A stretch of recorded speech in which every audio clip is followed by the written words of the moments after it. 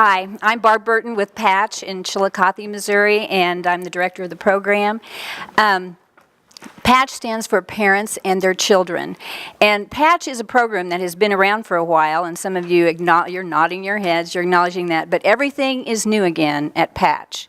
Starting with the new institution a year and a half ago, Chillicothe built a much bigger, larger facility. Patch was moved inside the institution. It used to be on in a trailer outside on the prison grounds. But now, through the, I think, Missouri Department of Corrections and the Chillicothe Correctional Center felt like it was an important program to continue, and they built us right in. And we have the core of the, first of all, we believe that maintaining contact with, for a child to maintain contact with their mother is very important in some situations, and we know that there are some situations when that might not be possible. But we also believe in providing the services necessary to strengthen the relationship and keep the contact, keep the connection when we can. So Chillicothe, with the cooperation of the Missouri Department of Corrections and Chillicothe Correctional Center, we're inside. They've provided us a visiting area that is away from the traditional visiting room. So Patch has its own area. We have 2 visiting rooms separated in the middle by an observation room / office that has glass walls. So those of us in the observation room are always, everything is visible to us everywhere. The 2 visiting rooms, the core of the whole Patch program is the Patch visit. And this is a special visit for mothers, one mother and her children in each of our visiting rooms. It's a 4-hour visit. The rooms are nice size. They're equipped with toys and games and books. There's a large, colorful rug on the floor. There's a rocking chair. There's comfortable furniture. The children and their mothers are able to move around the room freely. There's a small outside area that they can go outside with picnic tables if they would like to. We have craft activities that have been planned and are available but optional. They can do them if they'd like to. We offer that to them if they would like to. We think that this room is a wonderful place for the children to just be, and when their mother to just be together as a family. They can talk, they can, there's a lot of talks that need to happen between teenage girls and their mothers that can't happen in the visiting room sometimes when Grandpa brought them and he's right there, and maybe you're their uncle and they have some personal things they'd like to talk about. And there's some mothers that we've seen, mothers with their sons, maybe one is 13 and one is 8, and they even bring them up separately because that way they can talk to that 13-year-old about some things that the 8-year-old, they don't want him to hear about, and so we work those things out too. But anyway, the Patch visit also includes lunch. We bring in food items. We're allowed to bring in food items, and we have lunch for them. They can have lunch together, and we do a photo. So they have a photo with their child. Each mother gets to have, she's given a photo of herself with her children, and then each child is given a photo individually with their mother. So they can take that with them and to be a special memory of their special day. And sometimes these visits are, there's always, it's a reuniting, they're happy to see each other, but it's not all love in there. Sometimes our little ones are angry, and they express their anger toward their mother. And we think it's great because we are there to help her understand how to take care of this and to help them if they need us. But anyway, the Patch, we have volunteers that work with us. Melissa is our visit coordinator. I'm the director of the program. I help with visits too. Our volunteers are all trained, and we are the supervisors of the visit. There are officers, uniformed officers, that let us in through security, but after that, they are in their visiting room bubble. The rooms are totally monitored by video cameras, but not the officers aren't visible to the children during the visit. It's just us. And we look like moms to them. And I think that our goal is for them to be very comfortable in there. And the women have told me that, I feel like I'm not in prison for just a little time in here. I am, but my children feel comfortable and are not frightened to be here. It's a good thing. So let me go back to be able to apply for one of these patch visits. The mothers must complete a parenting curriculum that we have for them, which we started the beginning of the year. It's written for offenders. It's called Turning Points. It is the offender adaptation of practical parent education. We teach these classes there are 8 classes, and we teach them in one session. The offenders, to be eligible to take the classes, we work this out with the Department of Corrections. Their children must be on their visiting list to enroll in the classes. Also, they must be conduct violation free for 90 days also. Those are the major requirements to enroll in the parenting classes, but they sign a list of rules of the parenting class. So they have to attend every class. If they miss a class, if it's a verified excuse by the caseworker, then they may have 2 excused absences, and that's all. If they have an unexcused absence, they're out. And then they have to reapply for another session of classes.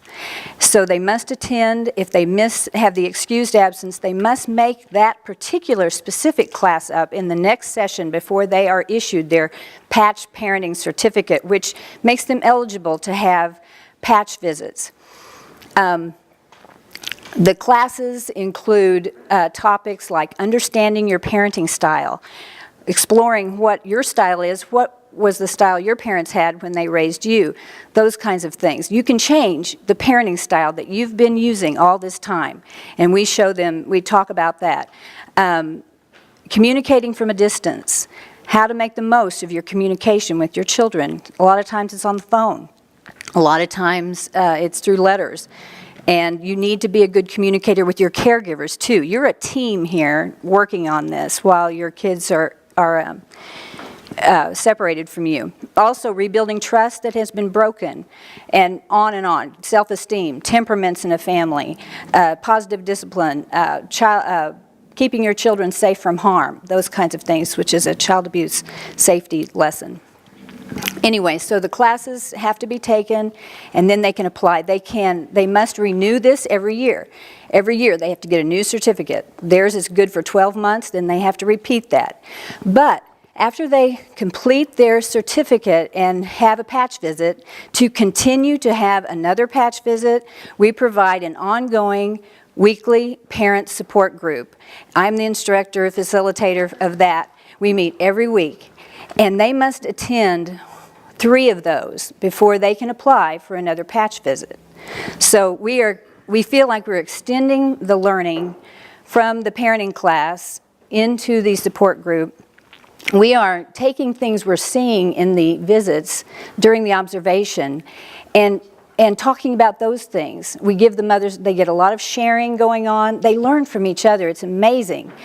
I realized early on that there's sometimes I just want to tell them how it is. You know, I have a background in child development. I'm just like, listen, just sit here and listen to me for like an hour. I can tell you how it is.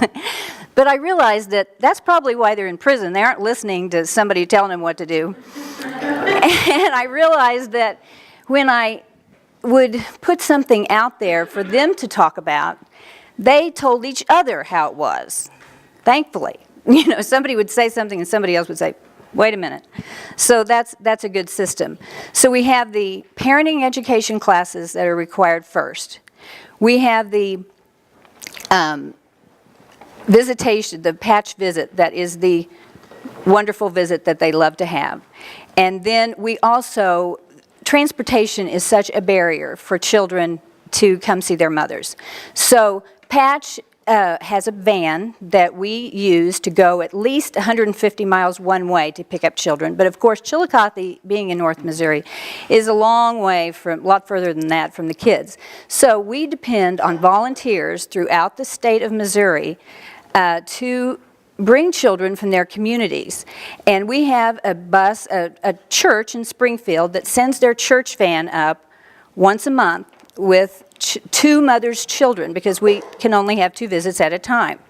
and they bring them up every month. Sometimes they bring one child from Springfield, and they may pick somebody up from Bolivar on the way, or they may pick somebody up from another town along the way.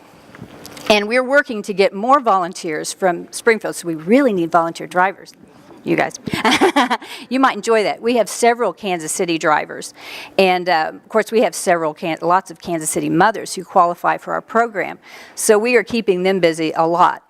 These drivers have driving history checks and background checks before they're allowed to drive. 2 adults in the vehicle at all times. We try to, be real careful.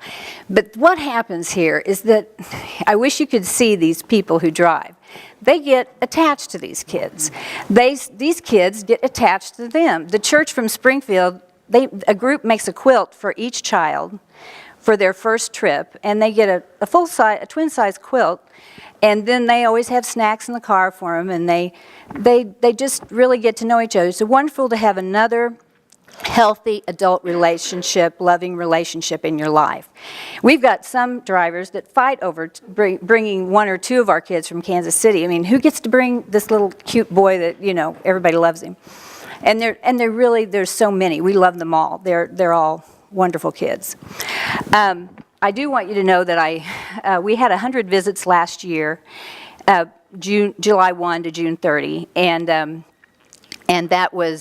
we're building our program up to have even more. But 70% of those, we provided the transportation. So transportation is a real issue for families. Yes? Hey, good question. I should talk to you more about the visitation. Back when we were doing Fathers for Life, we got some funding to establish visitation rooms in St. Joe and out in Jeff City, and even a playground up in St. Joe. Has the Department of Corrections embraced creating a better environment for kids to be able to have those visits and even offer some additional things like a little playground area? Well, we do have an outside area, like I mentioned, but it is all concrete, unfortunately. I think the original plans were, it's a pad with a fence around it. But I'm working on a basketball hoop to be put in there some way, and so we have basketballs and footballs and things that they can go out there and hold. And I tell you what, it's nice to have a place to get away a little bit, because I see some of these. We had a 16-year-old and his 11-year-old brother that came, and they were, you could tell they were a little nervous, and they hadn't been to Chillicothe. They'd never seen their mother in prison, and they came over from St. Joe. And when they came in, their mother came in, and they just kind of sat there. And then when we tossed them a football, they went outside and just could have that in their hand while they talked to their mother sitting at the picnic table. And the tears, I looked out, we observe everything, and the tears are just flowing. The little 11-year-old's wiping his eyes on his shirt, like this, and the older one, but he's got that ball, and I mean, he's just squeezing it, and so it helps to have a place outside to just feel like you're even away a little bit, although you're surrounded by buildings and fences and things like that. But the rooms, I feel like, are very family-friendly. It's the only place you can have a soft piece of furniture to sit on together. We've got mothers rocking their babies, reading to them in the rocking chair, and the babies fall asleep, and they get to have this great, private, quiet time. When you're in a visiting room with all the other visitors and all the other children that are in there for the day, it is so noisy. I don't know if you've been in a prison lately, but it is the most noisy place, and everything reverberates and bangs and clangs and so loud. And your children that came to see you are more interested in somebody else's children that they don't even know, because they're kids. Kids like to go focus on other kids. And so this is a place for moms and children to focus on each other and to have this 4 hours together where they are eliminating all the other distractions. And I would tell you more. We have one thing I want you to know is that when Melissa meets with each mother before their visit, and she is working with them to talk about the parenting skills they've learned and what do they want to take into the visit. What are they going to work on? Is there something that they have learned that they want to work on in this visit? Then we're going to be recording what we see. And then we're going to give them something to write down how they think the visit went, the mother, afterwards. And then when she meets again with them, she will go back over this with them. And so we can draw out what they're learning and helping them to put it into practice during their visits.